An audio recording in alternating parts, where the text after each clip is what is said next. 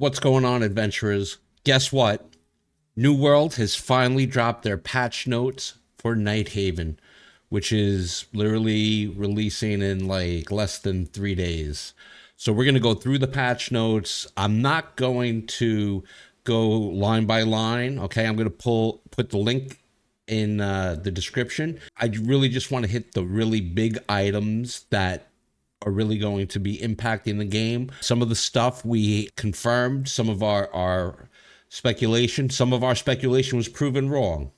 Okay, and I mean that's part of the joy of speculating and theory crafting, right? Sometimes you're right, sometimes you're wrong. Anyway, let's just jump right into it. So we see, hey, welcome to Nighthaven, yay, new zone, yay, okay, new story, the Tear of Gaia. Okay, this is right after the events of Elysian Wilds. So, Morgaine, yeah, guess what? She's shady. She started off shady. She's continuing to be shady. Don't think she's anything but shady. New game mode, the Catacombs. Here we have the confirmation that, hey, in a successful Catacombs run, you'll earn 2 new currencies, sterlings and crowns. We did have one of the devs mention the crowns. I don't remember anyone mentioning the sterlings, but the sterlings are earned all over the dungeon. Crowns only come from bosses and only from the second one and beyond. You need to go to the Catacombs Delver near the inn in Nighthaven Settlement, Tullerist Abbey. So Nighthaven Settlement is called Tullerist Abbey. I mean, they named all the cities and towns and stuff, but we just call them by their territory names like Everfall and Windsward, Monarch's Bluff, but like whatever. All good. New raid, Isle of Night, which honestly, like, this looks pretty amazing. We overhauled the end game progression. Level cap to 70, gear score max to 800. PvP modes will scale to 775. So if you go into Outpost Rush with 700 gear, you'll now get scaled up to 775. This describes the new gear modding system, the perk charms, which there have been plenty of videos about this. This is actually, I think, the first time I'm seeing this graphic. So this is how you're going to be attaching charms. Set bonuses. Now, I got to tell you right now, when I very first looked at this, I thought I was looking at, a different game, who I'm talking about, especially with this. These skins are absolute fire. They look amazing, magnificent, and super excited to get my hands on some of these. Umbrals, right? We spoke about this. This is the Umbral upgrade system. Now, I should note that the system has the 4,000 wallet cap, but there is no mention in here of the weekly cap. I'm assuming that those are the same, but we'll see. Infix perks. We're going to get more to that later. The attribute changes. Now, this is a big one. Attributes are no longer on the gear. They want to create better gear and better use of attributes. So the attributes are out of gear. Instead, we have the perk charm system. Perk design, they've gone through all the perks. Again, we're going to get onto that later. The new OPR map, which we had the preview weekend, that was absolute fire. Customizable HUD. This was something that was on the roadmap. They hadn't mentioned it in the dev video. Katie, I believe, did confirm it in the Discord. But yeah, you now have full control over your gameplay HUD elements. You can reposition, scale, even rotate any individual element on the HUD to your taste. This is for PC players and console players. I know this may not be a big deal to a lot of people, but honestly, especially if you were playing on televisions, this is a huge deal for the console players. So, and honestly, as a PC player primarily, I'm gonna end up adjusting my HUD as well. We do have an event preview, Capture the Flag Neutral Flag event, October 24th to October 27th. Okay, this is a weekend event featuring game mode rule changes. Neutral flag in the middle. Once you touch the flag is yours. If you drop it, the other team gets it and returns it, it's going to be worth more points. So hey, please participate. Tell us what you think. If this update has proven anything, okay, it proves that these devs are listening. Honestly, I felt like Aeternum proved that these devs listen, right? Swimming, like I wish I had the screenshots of the forums on the initial launch when people complained about not being able to swim in full plate armor, because that is just oh so realistic. Guys, take the time, let them know what you think. We got PvP healer role balancing. This was announced and then I think they rolled it back, but now the role balancing is back in. All right, so now we're getting to the combat AI stuff. Look, it mentions the new perk system. We've gone over this, right? We've broken this down with the perk slots, offensive, defensive skill slots, so on and so forth. Set bonuses, okay? So there's some definite set bonuses. There's I believe it's 7 sets. More on that. Weapon scaling. All weapons now have dual scaling, but at varying amounts with slightly adjustments to scaling values for balance.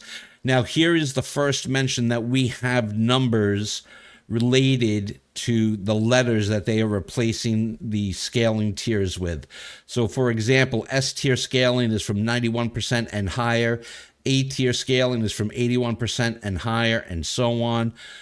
Someone had put out like a thing where it was like A was like 90%. I mean, that's so close. That's, you know, and honestly, A could be 90%, but it could also be only 85% or 81%. The default scaling for each tier is in the middle point in them. So all the S tier weapons are going to start out off scaling at 95%, right? So there's actually no weapon that's going to be scaling at 100%. And they're going to be making these adjustments as time goes on. These are just ranges.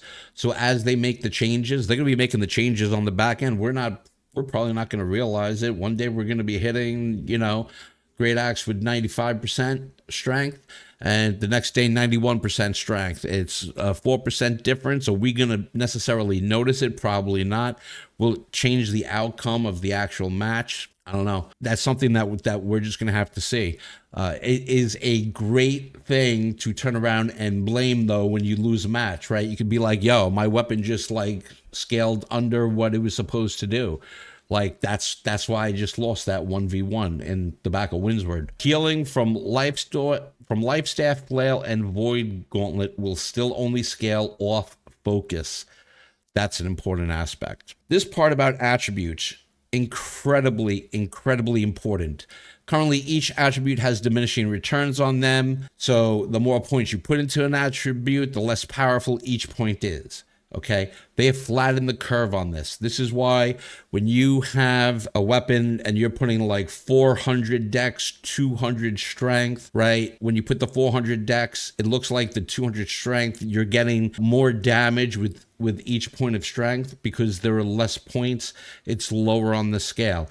Diminishing returns to higher end on the scale. They flatten this curve. By doing this, this allows them to reduce the total amount of attributes players can obtain to make attributes matter a bit more, but have also increased the power of each attribute. Again, right? Each attribute point now, because the diminishing returns have been reduced, each attribute point is more powerful, but now we have less of them. This is really all about balancing and a balancing act. Whoever was the designer or whoever got the job that was like redesign the attribute scaling and the attribute point system, they probably earned their paycheck, okay? Because this is, at least to me, super complex. Attribute threshold bonuses have been updated, okay? So this means, you know, your 50, 100, 150, 200, 250, 300 points. Just flat out removed the 300 con bonus, okay, and put it on an infix perk on rings, okay, which was the grit on basic attack, so that you had grit. So rip bruisers, okay. The heart rune, phantom blades, right? This is the new heart rune. Ironically, this is available in the faction shop, like, but it also comes pre-upgraded with 3 options to choose from.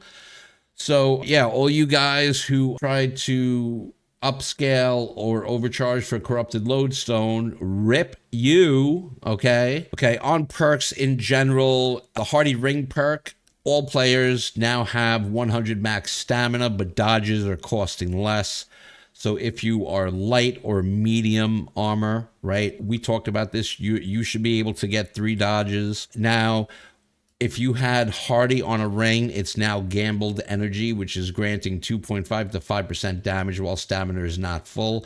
It's literally the Gambit gem perk, but now it's a ring perk. New slottable variants of item perk. They performed what they called a stat squash and reduced a lot of the values of the old perks to reel them in and allow for greater expansion, especially with the new perks. Gems, adjusted conversion gems to no longer convert attributes, but just convert damage types.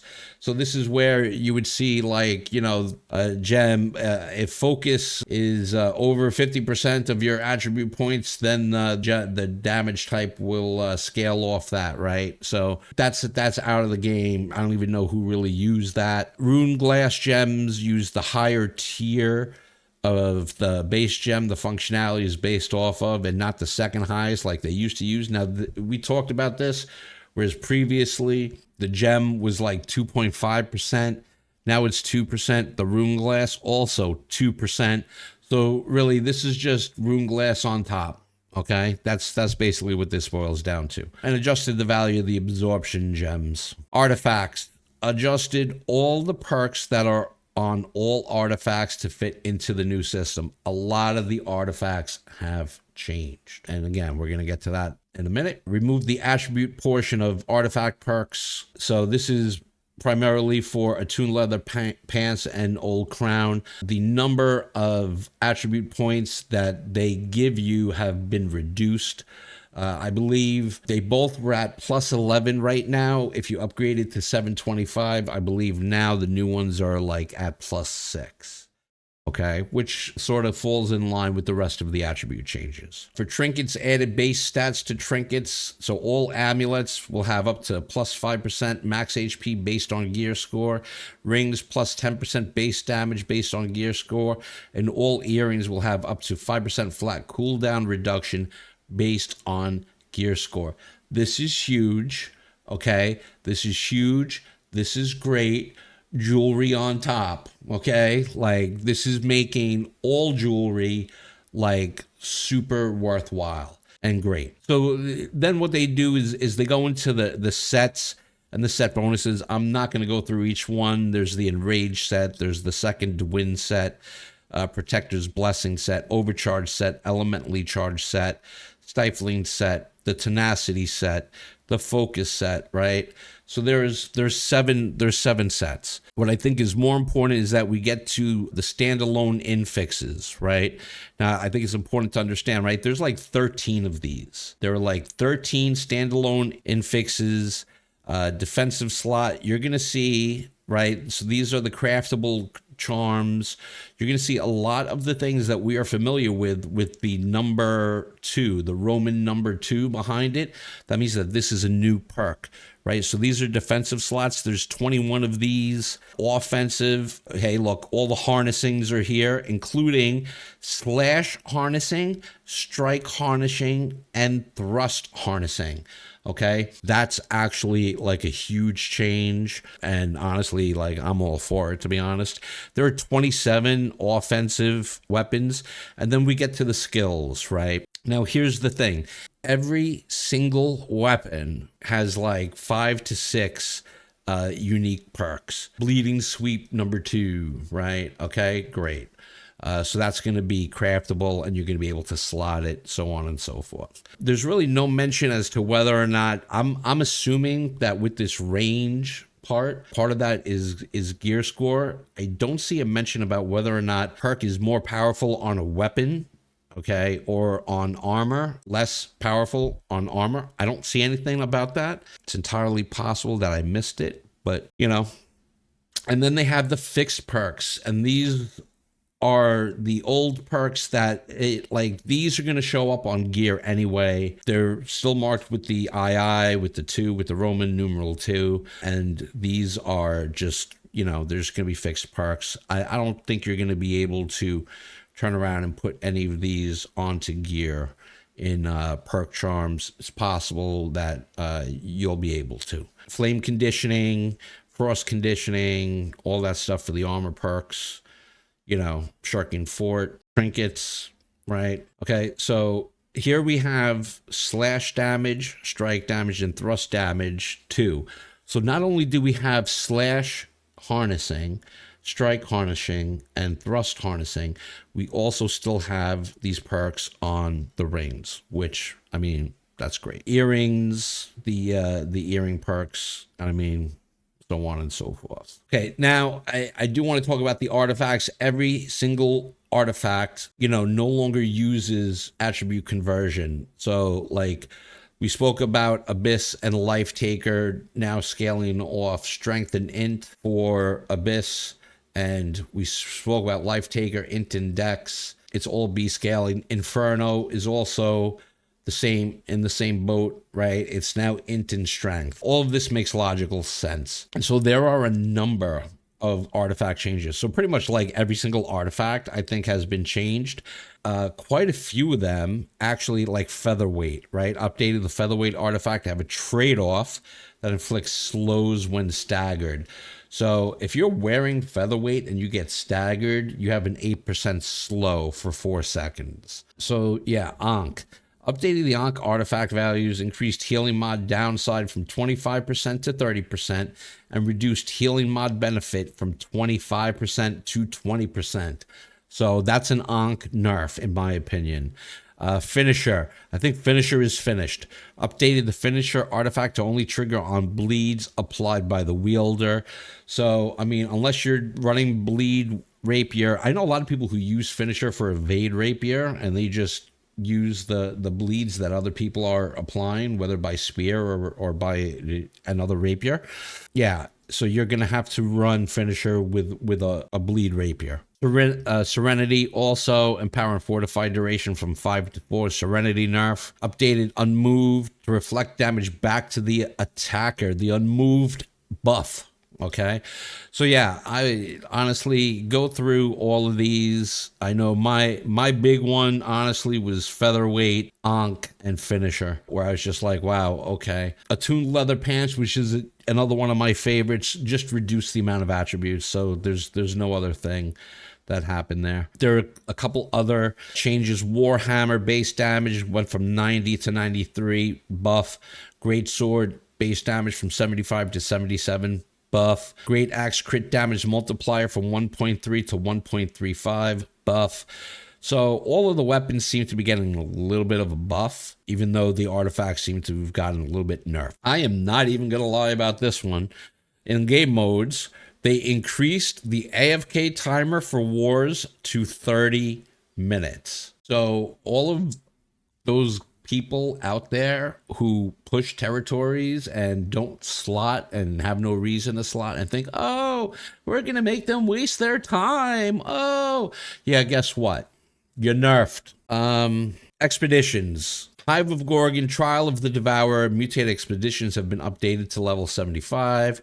Fixed an issue in Hive of Gorgons where the door to the infection room would not open. I actually had that happen a couple weeks ago. And the graying out of player health bar should now be consistent across all expeditions. Cool, cool, cool. When it comes to economy and progression, this is going to be a big one. Halloween boss now has dynamic scaling based on the number of players around it. Okay, so as a consequence, the base health has been increased by 33% to accommodate the change. So that event is coming up in a few weeks. Mounts, yeah, that got fixed. Here's the big one. Right. Added Nighthaven to territory control. We spoke about this. Nighthaven is going to be player controlled. It has player housing. It's going to have all the stations. Okay. Nighthaven is now the S tier territory, formerly Eden Grove. Pour one out for Eden Grove, and it's S tier rain. It rained well. Eden Grove is now going from 15 to 10%. Brimstone Sands is going from 10% to 7.5%. Brightwood is going from 10% to 5%. Like Brightwood, like they just totally nerfed Brightwood. Brightwood got the hard nerf, hard drop from 10% to 5%, right? Normally it would go from like 10% to 7.5% as it did with Brimstone Sands. No, Brightwood, boom. We don't care about you, Brightwood. F tier, okay? Brightwood is F tier now. Pour one out for Brightwood. Reduced Morningdale payout from 7.5% to 5%. I mean, Morningdale, it is what it is.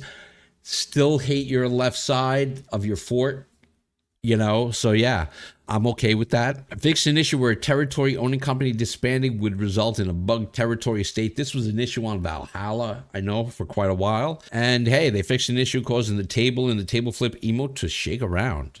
I don't even know why that would be an issue, but so be it. What's interesting here, Brimstone Sands got nerfed.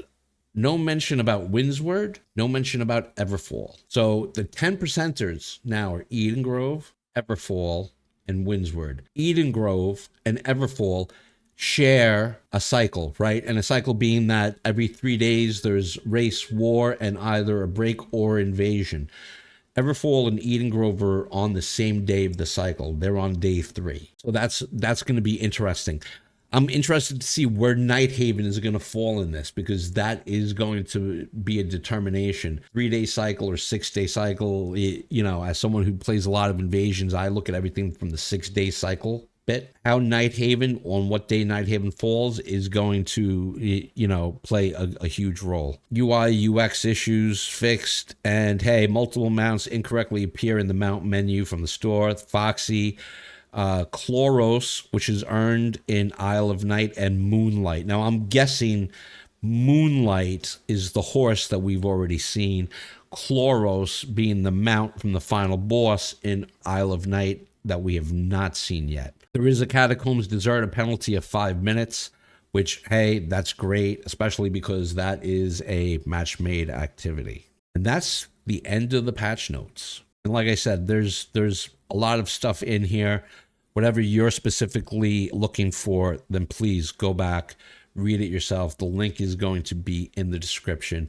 I didn't want to read line by line. That's boring as like, I just don't want to be that guy. I want to get you guys the information that you need to be successful in Nighthaven. I don't want to be just turning around and yapping over here, because especially when I could be in like my final Gorgon to get my final 3 seals, which, by the way, chromatic seals are coming out of Gorgon. I don't know if you saw my other video on that, but yeah, so that's not in the notes, but that was revealed in the dev Discord. That is Nighthaven in a nutshell. Oh, it's launching Monday, October 13th. So they're bringing the servers down, I believe. Yes. Nighthaven downtime will begin at 5 a.m. Pacific. That's 12 p.m. UTC on October 13th, and is going to last approximately 2 hours. So that means 7 a.m. Pacific, it'll be coming back up, which for me, I'm Eastern. That means 10 a.m. Eastern. And look, I'm gonna be ready to go. I'm going to be streaming live, and yeah, absolutely. Like, we are going to jump into Nighthaven on October 13th.